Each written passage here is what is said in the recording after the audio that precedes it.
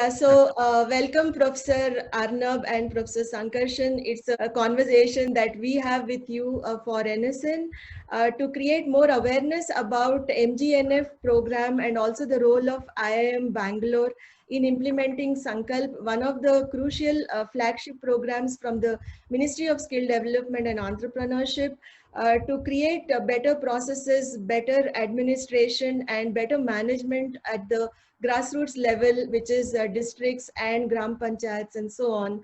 It would be nice, professors, if you can reflect on 5 points that we have put together to understand what is going on with the scheme right now and how are the MGNF fellows learning and getting mentored by you and your team members and so on. So the 5 points I would just like to spell out here. One is uh, the role of IIM Bangalore in for Sankalp implementation to bring in efficiency at the district level and also help in decentralizing the much needed initiatives that are there coming up to decentralize various schemes and ensure that they are implemented well. Second point would be to ensure that efficiency and quality is going to help us, and the outcomes are going to be more on these lines and not just number driven but quality driven. And the third is how we are making it demand driven in terms of local skills, local entrepreneurship requirements, particularly in the context of COVID-19 job creation and the vocal for local kind of schemes coming from the government. The fourth is again the emphasis on grassroots level skilling. How is that going to get addressed with your expertise and help? And fifth and most important is the involvement of youth who would like to contribute to the development of the country through skilling programs, and how we are attracting them through MGNF and how has been their response so far. So shall we get started with the conversation now? Yeah.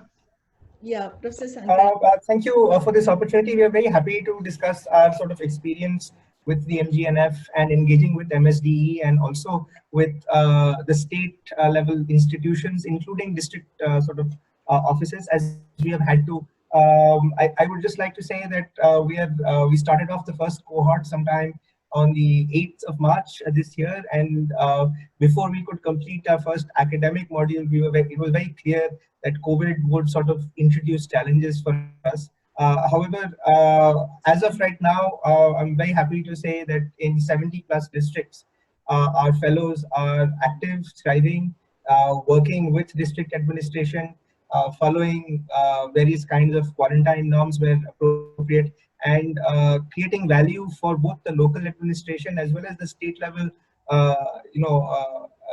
public policy, public administration apparatus, as they're already being drafted into different kinds of activities, but all of which contribute to either directly to the skilling ecosystem or sort of indirectly towards doing various kinds of tracer studies or trying to understand where skilling was happening and is not happening now, and where people are located. In this process, I think Professor Sankarshan and I, we've sort of been working with the Ministry of Skill Development from, I guess, sometime almost probably around this time last year. What a year now? About a year now. And I think at that point in time, we were sort of requested by the ministry to sort of just philosophically ideate on how one can strengthen institutions. And one of the programs that seemed to make a lasting impact in people's mind was the Pradhan Mantri PMRDF. Yeah, and so we looked at it and we sort of felt that this was actually a very useful program, but it could also be strengthened much more to make sure that fellows had some amount of support in the institution. And today we feel very validated. I mean, the institute has about 20 plus faculty members who are actively engaging with each of the MGNF fellows while they're in the field. And so in this sense, while the program per se has 4 modules, originally designed to be delivered all on campus. But given the COVID scenario, some of these modules may have to be replanned, certainly rescheduled, and perhaps put online, as many of our other regular programs have gone online, to ensure that we make progress. It sort of leaves us with a lot of satisfaction knowing that even our faculty are sort of stretching themselves and spending a lot of time online with the fellows while they're working in their districts. Professor Shankar and I, we sort of spend some time with the fellows that we are tracking, and they range from places like Varanasi all the way to West Garo Hills and other districts in Karnataka and Gujarat and Uttarakhand. And so our net sort of a feeling is that each of these fellows with about 2 months in the field now can reasonably well talk about their districts in some sort of a data-driven analytic framework where they can start thinking much more about some of these strategic issues that the districts face, which is often not the mandate of anybody at the district level. At the district level, everyone is in the role of pushing public services forward. And that's very driven by line department considerations. But that integrative sort of approach is not the mandate of anybody. And at some level, everything converges with the district collector or the district magistrate's office. But often that does not have enough time. And particularly in the times of Corona, there are very clear immediate goals to be sort of targeted. This program sits back and has a 2-year perspective, and therefore it can sort of try to integrate, not just day-to-day government activities, but oncoming schemes, and bring on forth some of the energies that academics and faculty have at IIM Bangalore, and also bring on board a number of sort of other activities that are happening in the country through startups, through entrepreneurs that have a natural meeting point. There have been a lot of NGOs who have come to us saying, how can we assist the fellows in the field? And that seems to be a very natural conversation to drive in terms of providing a pathway towards integrating efforts towards skilling. I think that may be a very interesting way of thinking about decentralization, because often decentralization is seen to be something which is at the level of the local, by the local. But here what we're trying to do is we're trying to do local for local needs, but we're trying to bring on board a lot of energy and interest and things happening elsewhere in the country. So in some sense, it's an attempt at trying to reimagine the way that decentralization might actually pan out. I just want to add one. I'll just add one couple of small points. So let me first start off with the last thing that Arnab just mentioned about local for local or decentralization at local level. I think one of the other things that we've also tried to do across the board is that while the decentralization will still have to happen at a local level, and that's the whole idea, but we're also trying to get an external, not just the inputs from faculty, from other experts and all of that, but we're also trying to get somebody on the ground who is not necessarily a local, and therefore is having an independent opinion, an independent view of how things should be, or even if the person is local, is not kind of grown up in the system and therefore been clouded with the systemic view that exists, and hence, well, some of the ideas may actually not be doable. We may figure out, and we've already know that, if somebody comes up with 5 ideas, maybe only one of them will, or 2 of them will actually be implementable.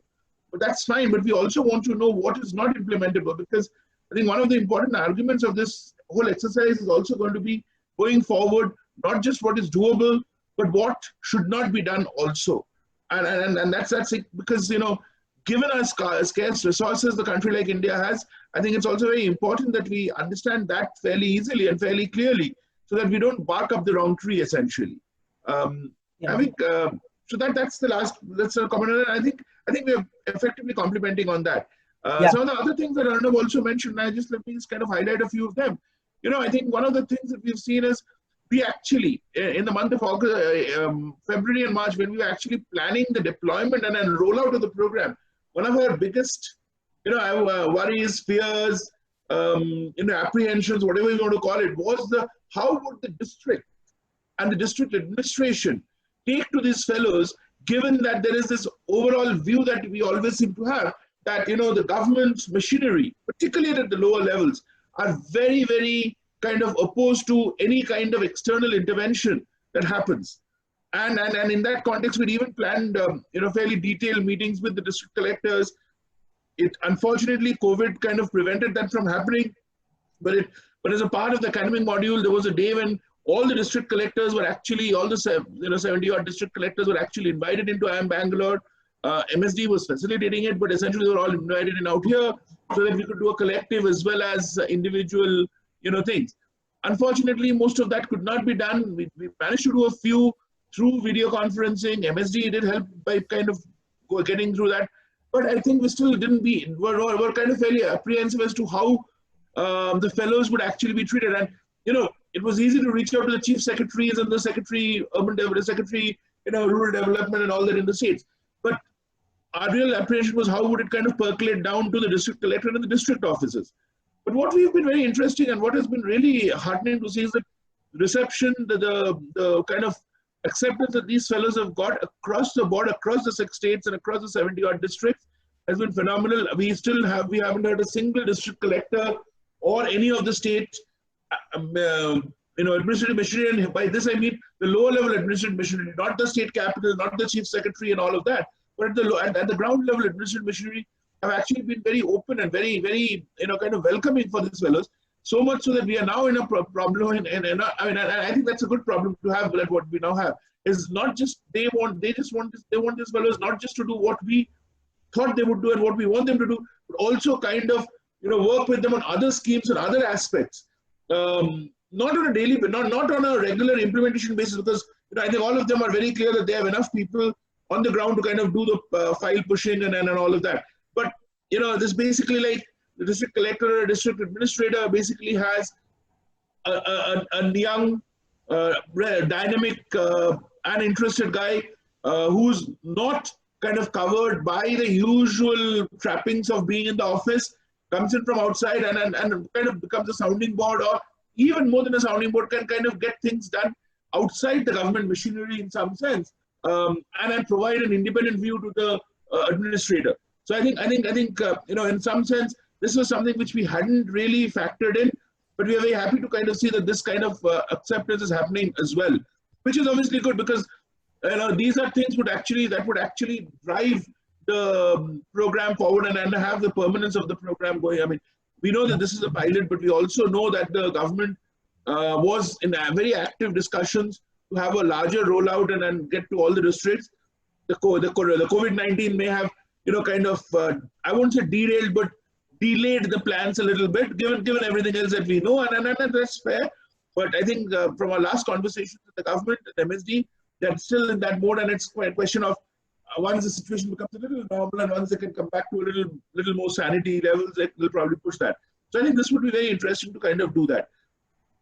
A couple of other things that is also coming up as an interesting outcome of all this is, Arnab did mention that most of these fellows in the 2 months or between a month and a half to 2 months that they've now been in the district have really had a very good impression of kind of created a reasonably, not a very exhaustive, but a good presentable dossier about all facets of the districts, from population to kind of geography to the key areas, and kind of driven by data that exists, and where the data doesn't exist, also flag those points where data is not existent.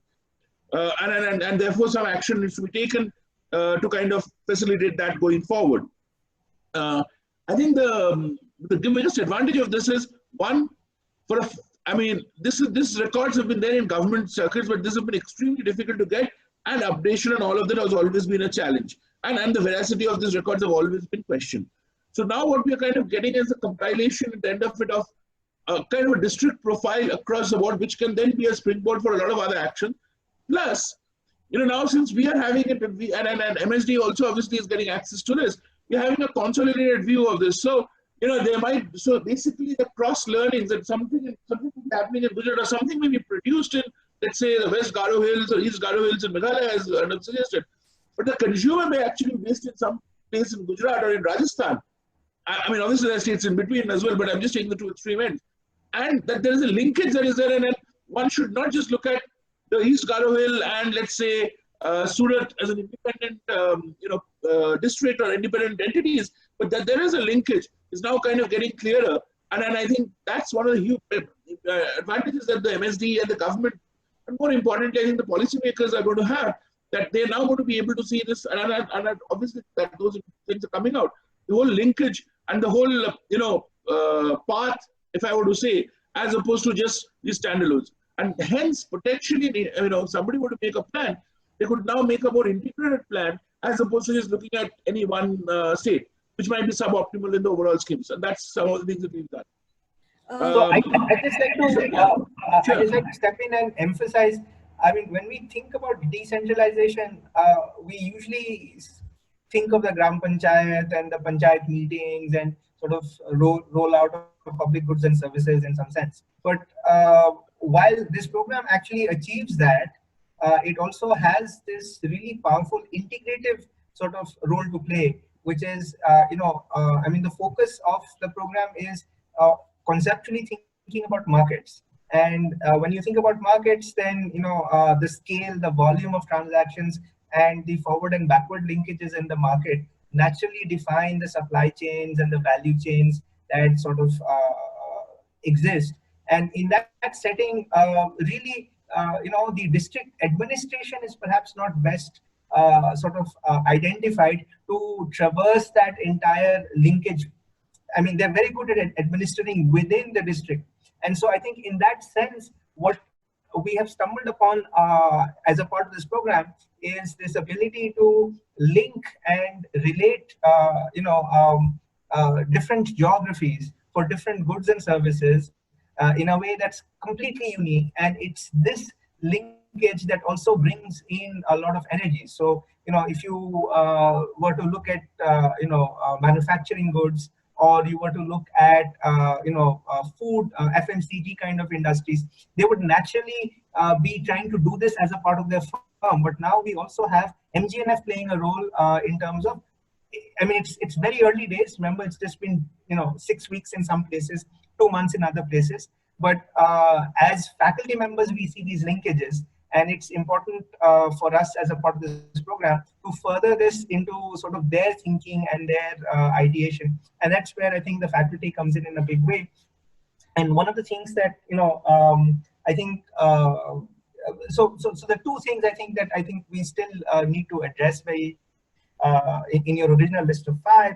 One is sort of, the local awareness component, and the second is sort of the youth interest. And I just quickly speak to both of them. I think the first part, which is sort of the youth the awareness of local conditions, is just jumping out at us. I mean, there are districts which are temple towns, and there are districts which have like very high quality sort of artisan work, and then there are industrial districts, and then there are hilly districts. So all of these districts have something very, very unique, and it's very clear that the path forward is not going to be driven by standard one size fits all kinds of policies and plans, but rather ones which are configured to the local context. And here we have that ability of having a young person in place who will want to sort of participate. So I think we have some early indications. The dossiers that Professor Basu was mentioning would sort of certainly be the first indications. We plan to do a series of workshops over the program to try and push the fellows forward in terms of integrating their findings with sort of conceptual backgrounds to try and come up with a growth plan, and then to think of a skilling ecosystem to support that kind of growth. So I think that's the overarching framework. And by and large, if one had to speak of a metric, even before anything started, I think the youth in India sort of saw this program as a wonderful program. I mean, we had 70 odd seats to sort of hire on. We had over 3,000 applications for this. That's by any means. Actually, Arnab, just one. I mean, to add to that data, I mean, we had actually not factored in, and one on the. I mean, there might be multiple hits and all of that, but I remember on just the penultimate day of closure, our number of hits on the website hit something like close to 60,000, and the system crashed. I mean, we hadn't even our expectation was to be 5. I mean, hits would be 5,000-7,000. So we hadn't actually factored in 60,000 hits. I mean, I agree that a lot of them were kind of repeat hits, trying to uploading and all of that. But the very fact that you had over I think in all we had, as Arnab said, we had over 3,000 odd applications completed. Well, I won't even say, I mean, not just completed and accepted applications, because obviously there were certain conditions. You know, some people would not have met those conditions, and therefore those applications would have got rejected. You know, domicile, language status. I mean, the conditions that were put in, given that we were kind of running it at the state level and local language was relevant. So we had, I think, over 3,000, 3,100 completed newly filled applications. I think about 2,800 of them or 2,700 of them took the test and went through the rest of the process. So I think, and this is all on the ground, on the back of, I think, just, I mean, obviously we were also working on tight budgets because nobody knew how much what was going to happen. So I think there was only one newspaper advertisement and a little bit of social media advertising that we did through our own website, through MSD and through some LinkedIn. And I'm not even sure we did a Facebook campaign, but I think we did a LinkedIn campaign because the Institute has a LinkedIn profile, and therefore we use that. MSD kind of helped us in that. But effectively, we really didn't do much of a big bang campaign in that sense. In fact, there was an idea at some point that the Prime Minister, when suddenly this came up, there was this talk at the Prime, because it's called the Mahatma Gandhi Fellowship, and given the 150th birthday anniversary of Mahatma Gandhi, at some point there was a talk of a big bang event on the 2nd of October, where the Prime Minister would be launching it. Unfortunately, through a variety of reasons, it didn't culminate and it didn't happen. And the program was inaugurated by the Minister for Skill Development, I mean, the Minister in charge for Skill Development in March. And I think there was always this idea that the Prime Minister would kind of, at some point, engage in some form. And now I think it'll be, I think now it'll be easier because, pretty much we can get everybody on a video call, because earlier the idea was how do we get everybody physically here in Bangalore or in Delhi or whatever. And 6 months back, nobody was thinking of this kind of mechanism. But I think there is obviously, I'm sure that once the kind of, visible support and patronization happens from the level of the Prime Minister and all, we've already had it from the Minister, and at that level, I think it's kind of going to get much wider and much larger impact on the youth. The other thing about the youth part of, sorry. Yeah, I just wanted to step in before we go on to the other aspects. I think once we saw these students these applicants make it into students, we also got a sense of who these individuals were who were making it through expressing interest in an area of this nature and wanting to commit themselves for 2 years. I mean, we were getting a lot of requests on, well, is this a master's degree or is this something which is, an academic program? But we were very clear that this is essentially a mixed blended certificate program meant for rural sort of immersion and working with the government. And we have a very rich group of individuals who are truly committed to sort of this space, this public policy space in which they're trying to, make changes which are lasting changes for the nation. So in that sense, I think we have hit the right nerve and the right energy in the youth in terms of attracting people who want to work hard, who want to learn, and who want to contribute towards the way the government works. And before we launched, I mean, we really had no idea whether, this would be of interest. I mean, what excites the youth is an open question. No one really knows the answer to that. And so I think in that sense, we think that across the country, there's a critical mass that would sort of take up this sort of national challenge and respond to that in a useful, creative, and hands-on manner.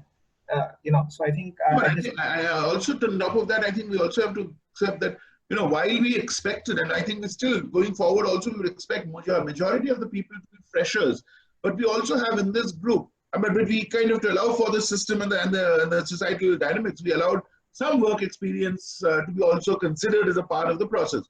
And what we found is about 50% of the batch, maybe a little more, but I think about 50-55% of the batch have some work experience. Not just that, some of them were actually working in a variety of different fields, from software to journalism to obviously in the NGO space, and had, in that sense, nice guaranteed jobs and mostly in cities and urban centers.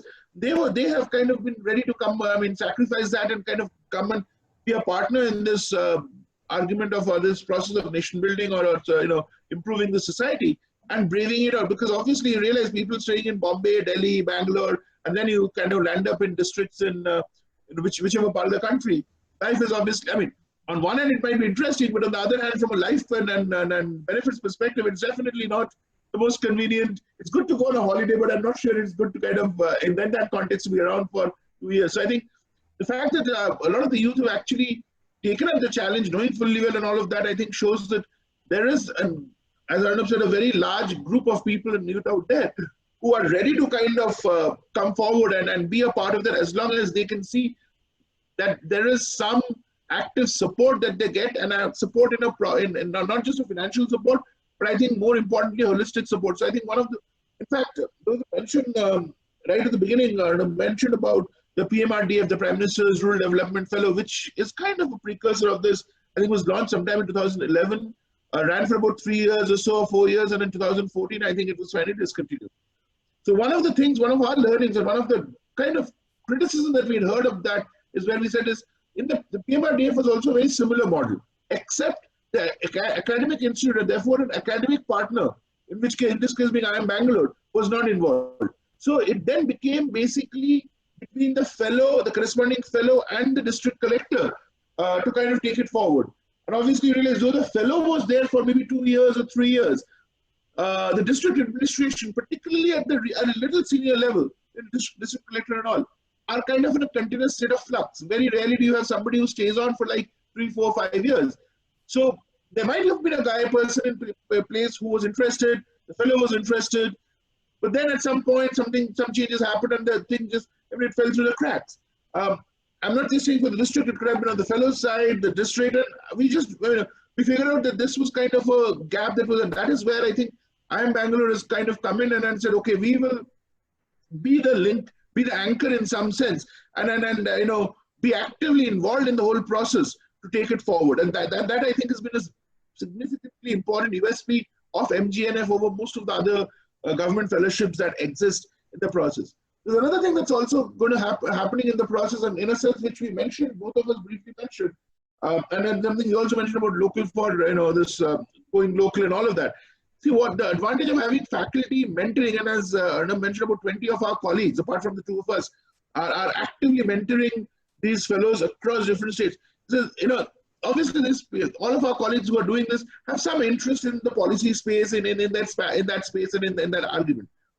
And what we expect to come out of this, and through the workshops that was mentioned and early things, is essentially not just a practical, you know, kind of a prescription of what can be done, but also a fairly detailed academic outcome in terms of, based on this data and based on this inputs, you know, in appropriate forms, so that they become a body of academic literature in terms of development of this district and development of that, which unfortunately in our context is fairly missing. I mean, we have fairly high level, you know, going back 70 years, we have 5-year plans, and we have very, very lofty ideals and plans that have been developed sitting in Delhi or in Bombay. I mean, I can actually go back even earlier to the Bombay plan of 1948 and all, and all of that, which has been done. But I think one of the real challenges in India, and we've seen that in the last few years also, is that while the plans may have been fantastic, and I think the plans are fantastic in a number of cases, a real challenge has been in terms of implementation.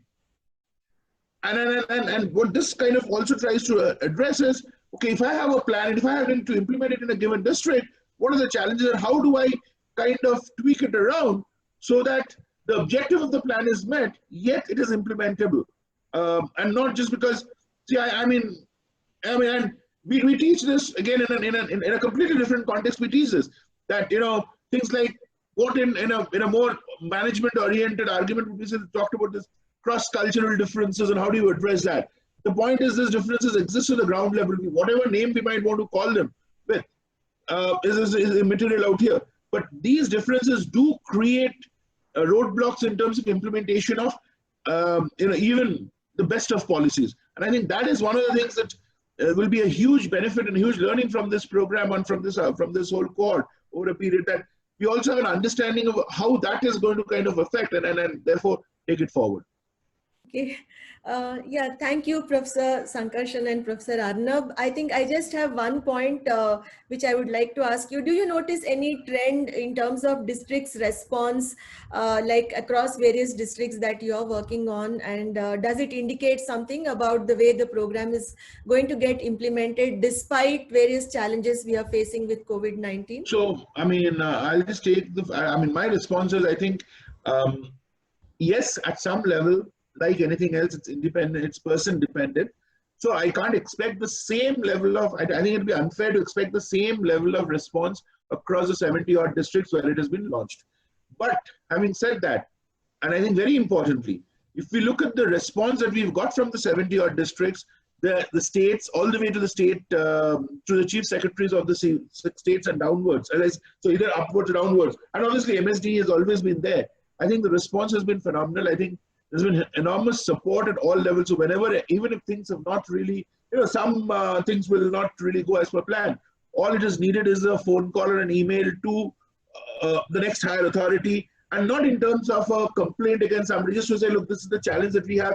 And I'll give you a simple example. So, in this COVID, one of our biggest challenges was to getting the fellows in, was to kind of get, first getting travel arrangements done, which finally, which was one part.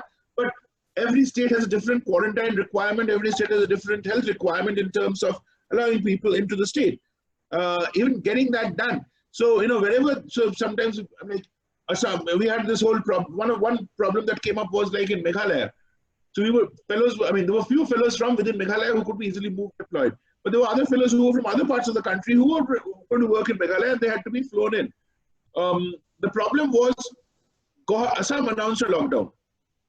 And the closest airport is Guwahati. I mean, there is a Shillong airport, but that's also effectively, without hardly any flights go. So the closest airport is Guwahati. So to even get those guys out of Guwahati airport and into Meghalaya was a challenge. So, once this was got flagged up, and we kind of took it up to the SSDM, the mission director in Shillong, he through with his district collectors arranged, effectively all government processes were taken care of. So they were kind of proper arrangements were made. So I think if we flag whenever we and then the quarantine and all of it, we had one fellow who needed urgent medical attention, and even in these times, the system kind of made sure that the best of arrangements were made and things like that.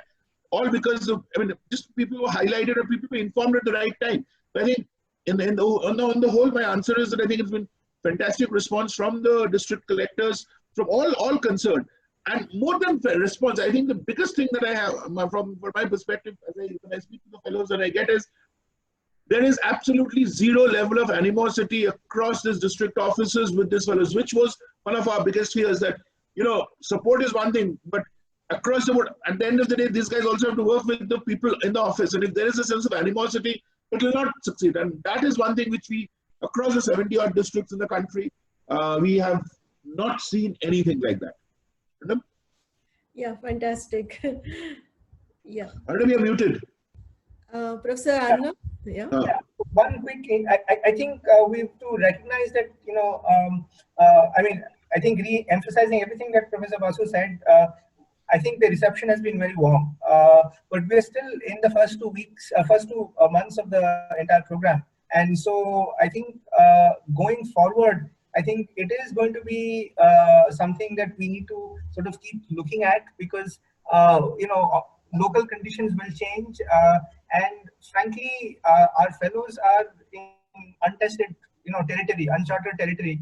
The local officers are welcoming because they're new resources and they may do all kinds of things, but, they will only have their own lives to live. And so how that's seen and, integrated is something that we'll have to sort of live with. And I expect there will be a heterogeneous series of experiences. There will be some people who do really well, and there will be other people who might struggle a little bit. So I think for us as a program, we'll have to think about how to evolve processes.